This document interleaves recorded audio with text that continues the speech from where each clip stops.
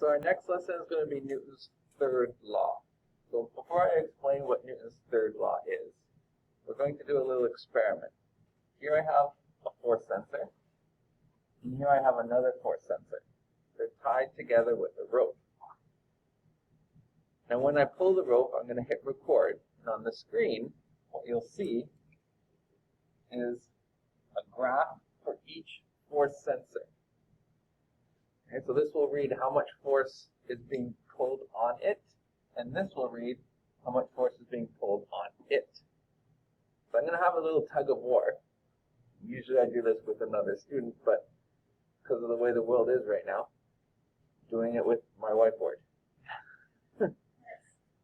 So initially, I'm going to pull on the rope, not yet, but I'll pull on it, right? And then I'll try to hold it taut in one spot.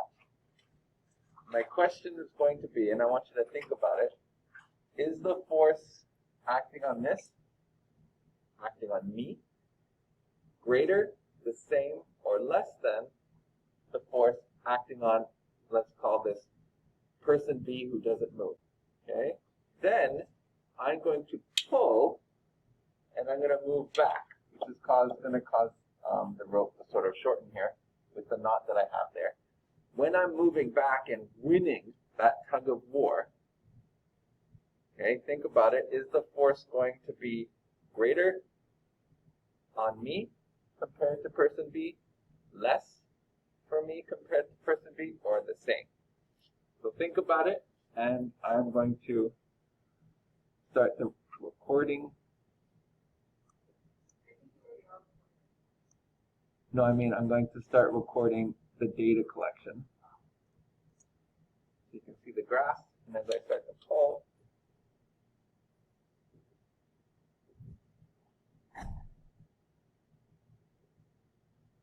alright, so there you can see on the graph there's actually a blue and a red one.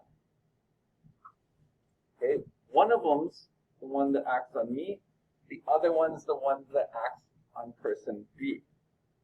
No matter what's happening, the magnitude of that force is always equal. These two graphs are perfectly matching each other. And this is where Newton's third law comes in. I'm going to pause the video here. Okay, so this is the essentials for Newton's third law, otherwise known as action-reaction. There's lots of different examples of this. Okay, here you have someone pushing against a desk. But she's being held up even though gravity is pulling her down. The reason? The desk is pushing back on her in the opposite direction with the same magnitude. If you had this cart that fires a ball, the ball pushes a force back on the cart. We call it recoil, right? If you have a gun, you fire, it pushes back on you, right? Equal but opposite force. Okay, so we always have these pairs. And so, if we're to say Newton's third law, we would say for every action force, there is a reaction force equal in magnitude but in opposite direction. Another way of putting that is all forces come in pairs, right? That are equal in strength but always opposite in direction. And another very, very important thing about Newton's third law is that action and reaction pair, those two forces act on different objects. They never act on the same one. And whenever we draw our free body diagram, we always draw it for one object. So you will never see both on the same free body diagram for one specific object. Okay, I actually don't need this on anymore. Don't know why I said that's going to be in the video. Great. Okay. Hopefully you could still hear me all right. So let me explain it with a different example. Here you have two people skating. Okay, we can assume it's a fairly frictionless surface. Skater 1 pushes against skater 2. Notice that skater 2's arms are down. But what you can probably imagine is that both skaters move away. Why? Because even though skater 1 pushed on skater 2, there's that reaction force of skater 2 pushing back. It's no different than if you were to go up to the boards and push off of them. Right? You're pushing the boards, but the boards are pushing back on you. Right? It's the same when you walk. Right? When you walk, you push back on the ground pushes forward on you. Okay, another example would be a rocket ship. So a rocket ship goes up. It goes up because it's expelling outwards, downwards, right? Hot gas at extremely high velocities. So it's pushing that gas down, so the gas pushes it up, right? Every force comes in pairs. All right, so to see if we actually really understand what's happening here, let's look at this example. Okay, we're going back to where we have a horse and a carriage. Now the horse is pulling the carriage. Let's not worry too much about the exact numbers here. But if the horse is pulling the carriage, according to Newton's third law, the carriage is pulling back on the horse with the exact same force. So my question is, and I'm going to pause it, if you're rewatching the video at home, pause that yourself. Ask yourself this: if the horse pulls the carriage, and the carriage pulls back on the horse with the exact same force, how do they ever move? All right, so the key to this question is not the action and reaction, but it's the fact they act on different objects. So when you're thinking of the horse and the carriage together, it's very confusing because you have the action and reaction force adding to 0 because they're equal and opposite. But let's look at them separately. Here's our carriage. Here's our horse. We're going to draw free body diagrams.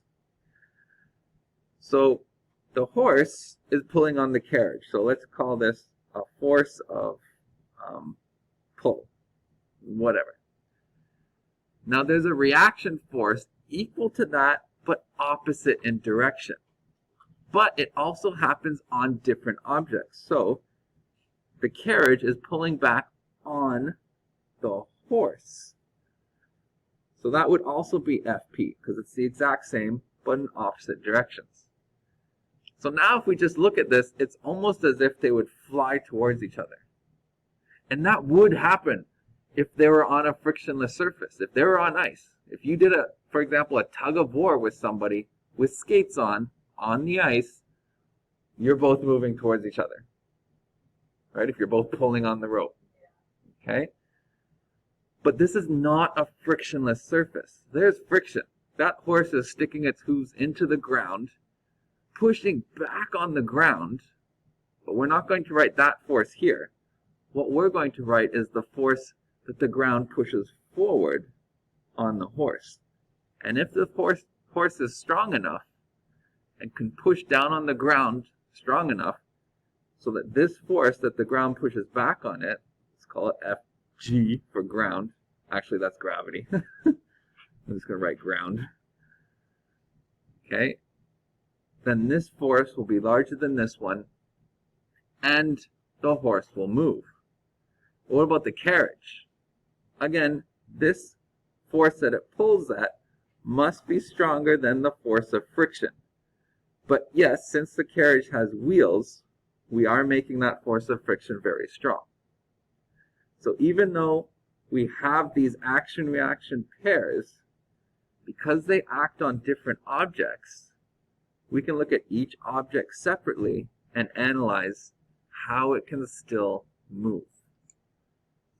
All right, so now that we've talked about that, let me give you another example. Let's say, right, we have a sailboat. This is a sailboat.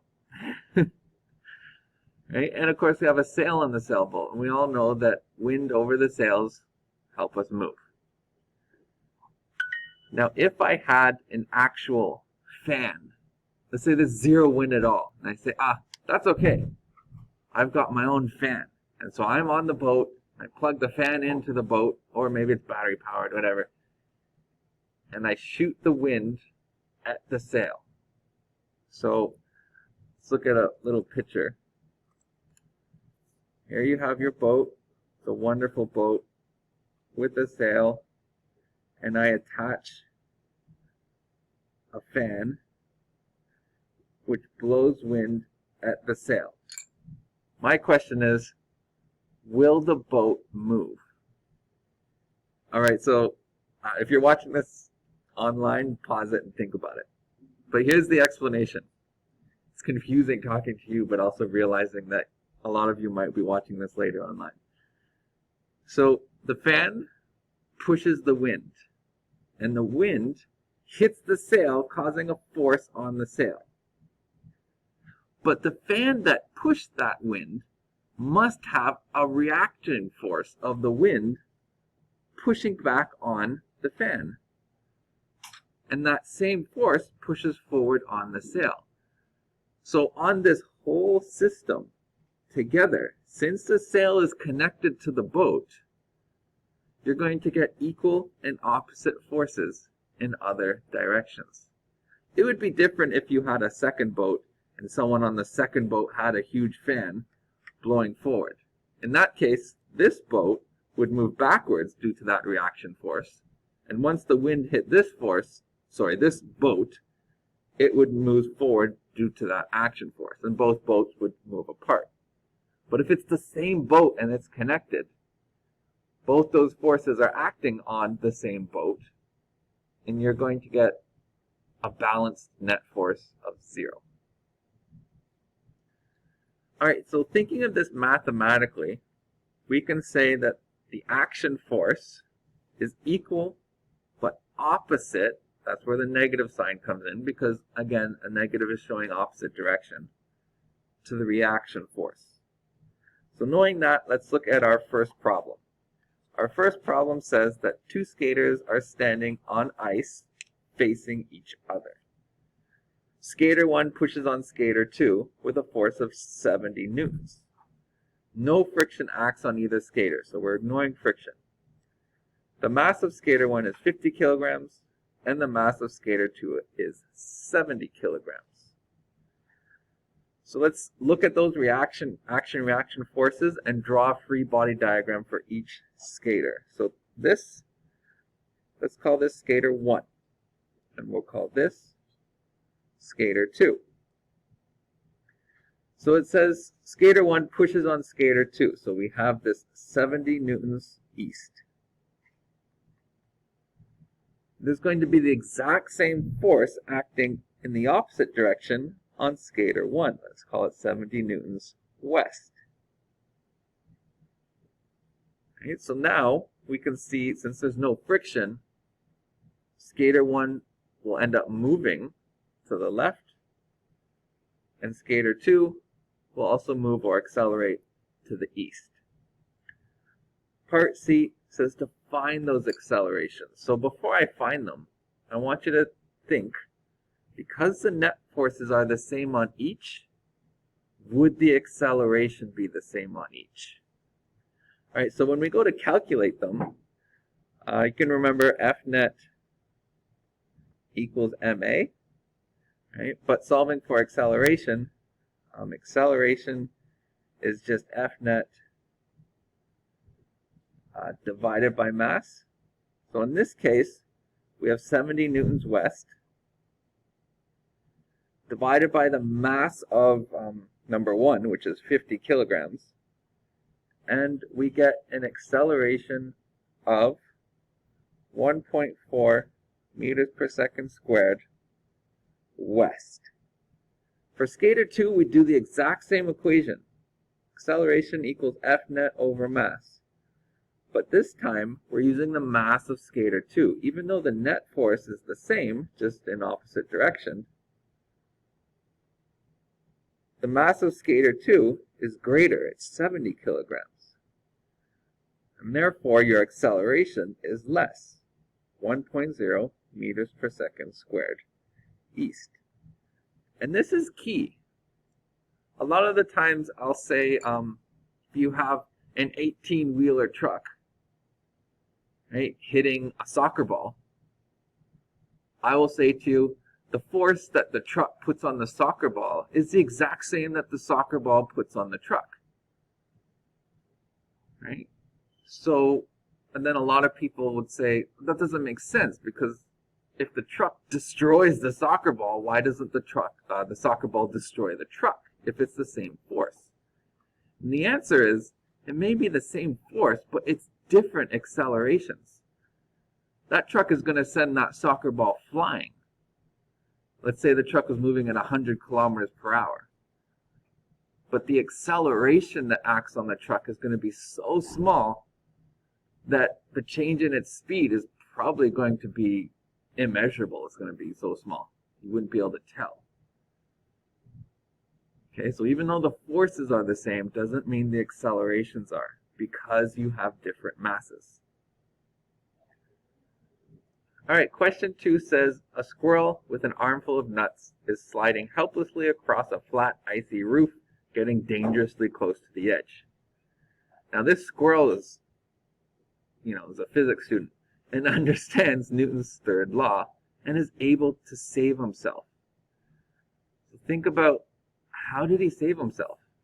And so if the squirrel is moving in this direction, he throws the nuts this way, they apply a force and therefore an acceleration back on the squirrel, slowing the squirrel down to a stop.